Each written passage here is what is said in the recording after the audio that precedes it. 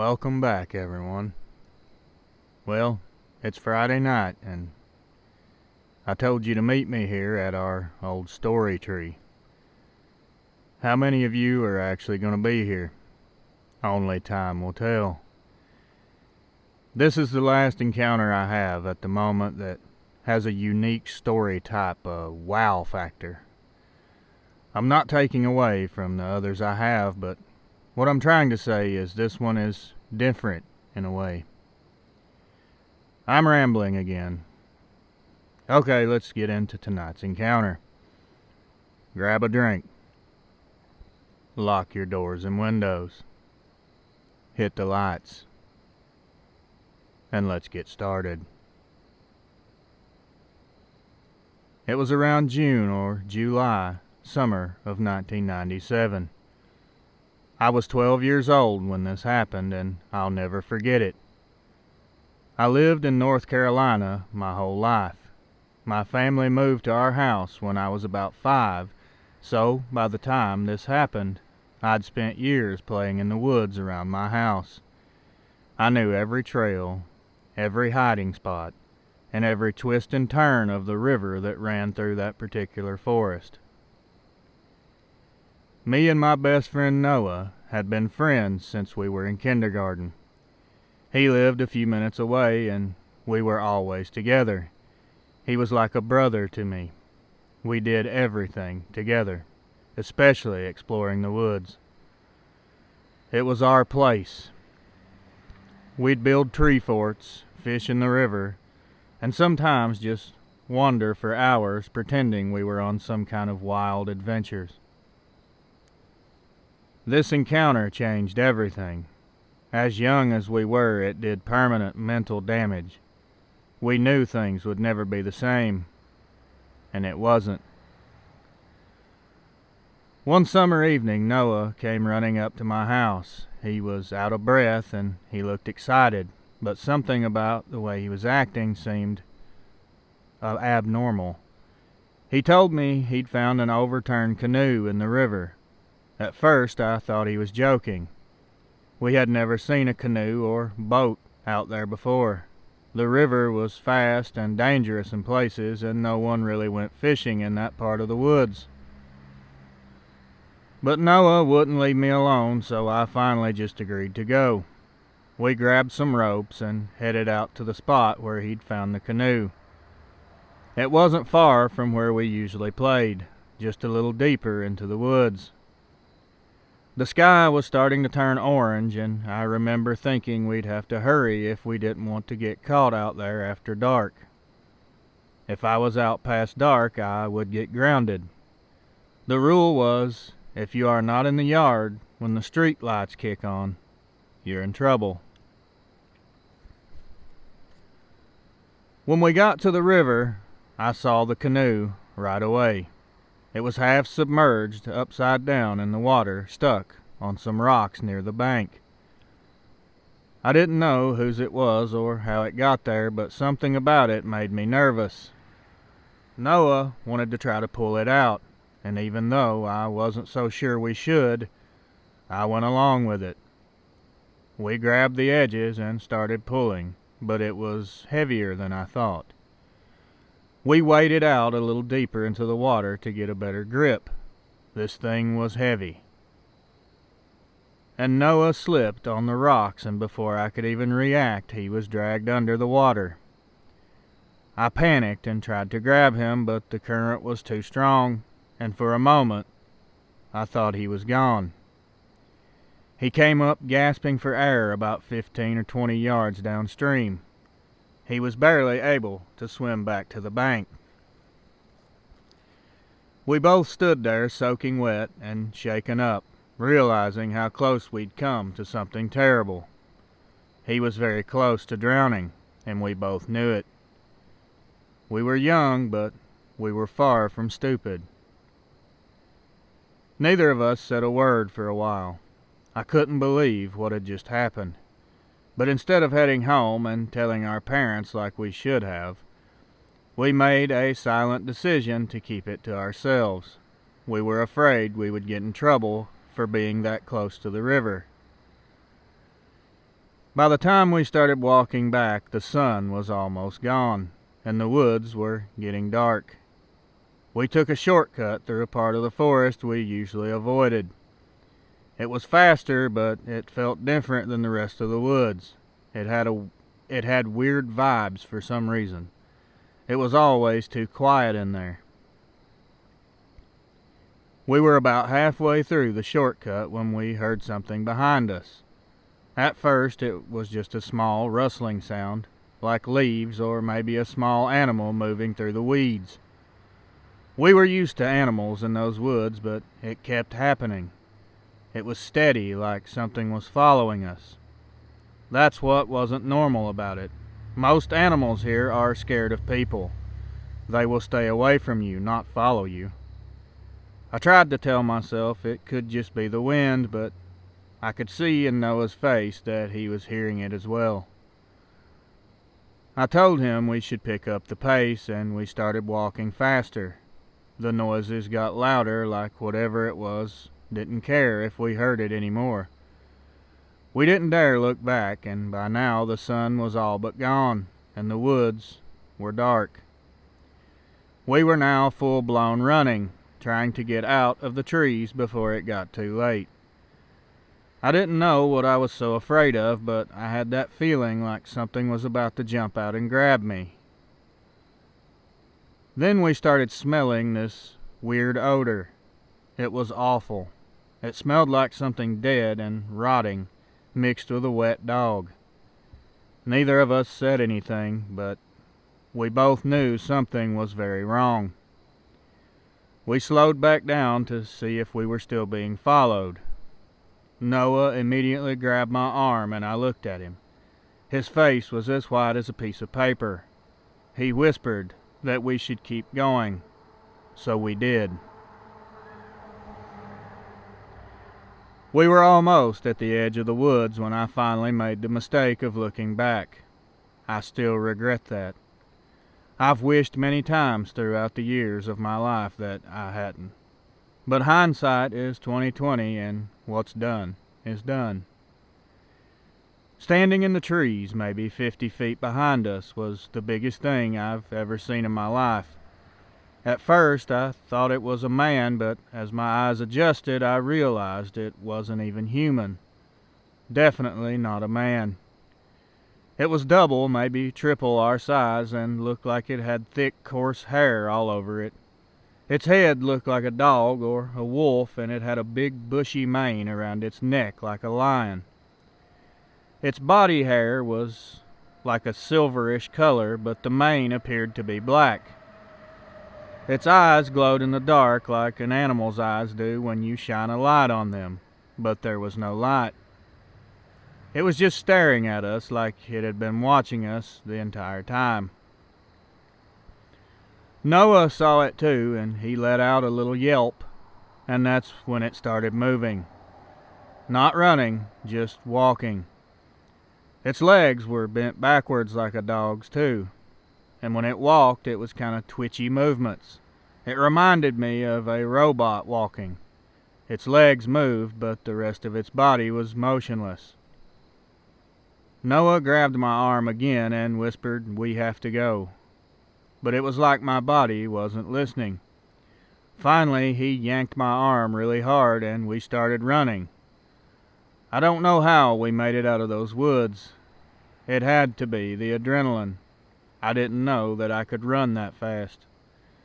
We didn't stop until we were on my front porch, both of us, soaking wet, terrified, and very confused about what we had just seen. We sat there for a while, trying to catch our breath and trying to figure out what that thing was. I wanted to tell my parents, but we were too scared. We didn't know what to say, and we still didn't want to get in trouble for going near the river. Noah went home, and I went inside to change so I wouldn't get caught in my wet clothes. That night I couldn't sleep. Every sound outside made me jump out of my bed. The wind against the windows, the creaking of the trees. It all felt like that thing was still out there and it was watching me. And as if my life was a scary movie, the noises started. At first, it was the tapping. I remember lying in bed, trying to shut my eyes, hoping it would all just stop and everything would go back to normal. But then I heard a light tapping on my window. My heart dropped into my stomach. I thought maybe it was just a branch or something, but as I turned my head to look, the tapping came again. I could see shadows moving outside my window, and I knew I wasn't just imagining things. I quietly crept to the window and peeked out, and I saw it in the yard. That creature was circling my house. It was actually bigger than I remembered, moving with that robotic, jerky movement. It paused at each window, tapping with these long, clawed, skinny fingers, as if it were someone checking the glass. For the rest of the night, it felt like I was trapped inside my own house. The tapping didn't stop, and every few seconds I could hear the creature let out this low rattle from its chest. It wasn't a growl, it was just a deep rumble that seemed to almost shake the walls. Every time I heard it, I could feel a pain in my head. Later on, I learned of infrasound. I'm not sure if that's what it was or not, just a guess. I didn't sleep hardly at all that night. Noah came back the next day. We didn't talk about what happened. Foolishly, we went back to the woods again, trying to pretend that everything was normal.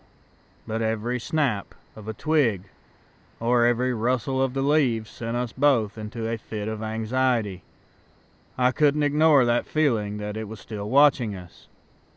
We never saw anything that day, so we kinda went back to playing as we always did, trying to just forget about what we had experienced the night before. I never told Noah about the thing at my house. As a 12-year-old kid, when I woke up that morning, I made myself believe it wasn't real. I had just had a bad dream, and I actually believed that, for a little while anyway. A few days later, we saw something on the news that made me want to throw up. An elderly man had gone missing during a fishing trip on the same stretch of the river where we found the canoe. They said he had set out a few days ago and hadn't returned. They called it a drowning. But Noah and I exchanged worried glances. We both had a different idea about what might have really happened. The news said search teams were looking for him, but deep down we felt like we already knew they wouldn't find him. That creature we had seen. It wasn't just an animal. It had taken him, just like it had chased us that night, and I think it was going to take us as well.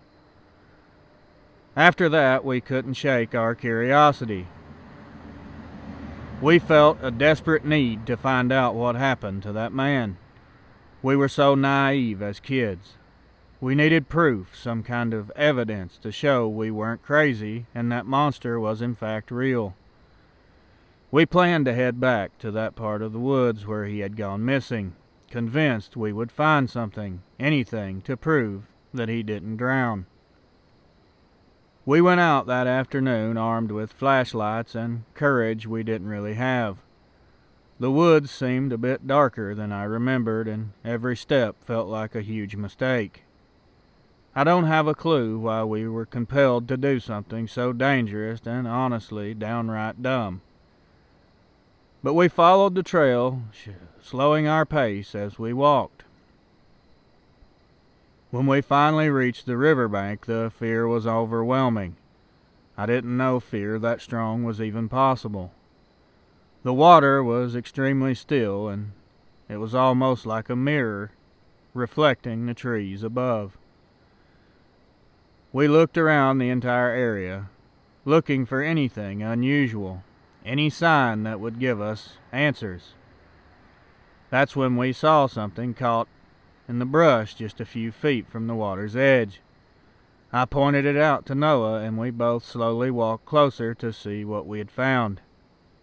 My chest tightened when I finally saw what it was. It was an old, ripped-up fishing hat, the round bucket type. There was no doubt in my mind that it belonged to the missing man. Noah picked it up, and I felt nausea wash all over me. We both were thinking the same thing. What if he hadn't drowned and we were right? What if that thing had killed him? We stood there staring at the hat, realizing we had found evidence of something terrible. The last piece of the puzzle we never wanted to solve, when in reality that hat could have washed up from miles away. We turned and slowly started to head back home, but as we did, we heard a howl almost like a coyote coming from across the river, like it was right behind us. We sprinted back to the trail. The entire time I felt like that creature was right on our heels, but I didn't look back this time. We finally ran out of the trees and into the open, where we felt safer. We showed the hat to my parents and told them everything. They told us that the man's body had been recovered miles downstream. He had in fact drowned. They said the monster we saw was just a coyote or some other animal, and in our state of fear, our imaginations had taken over. After that, we both decided to just not mention it again. After all that happened, everything changed. We never played in those woods again. The fun adventures we had once had were overshadowed by the fear of what we knew was out there. We were kids who had seen something we shouldn't have, something that would traumatize us well into our adulthood. Last I heard, Noah was a CEO at a casket company. After high school, we never really spoke again. I've moved on. Life has been good, but I couldn't forget what happened to us. I had blocked all this out for many years, until we had the lockdowns. While being stuck at home, the memories just all flooded back, and I began to dig into online forums and stumbled my way onto YouTube. Now I know quite a bit about the thing we saw. Well, I at least know what it was. I am almost certain it was a Dogman. It had to be. It fits the description, and to be fair, I haven't heard of any giant wolves around there walk on their hind legs. It's pretty obvious to me at this point.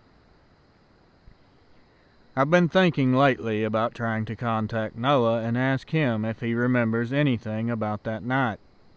Maybe he saw a detail that I missed. Maybe he has a different opinion about what it is we saw. I haven't really decided if I should or not. But I never saw that creature again.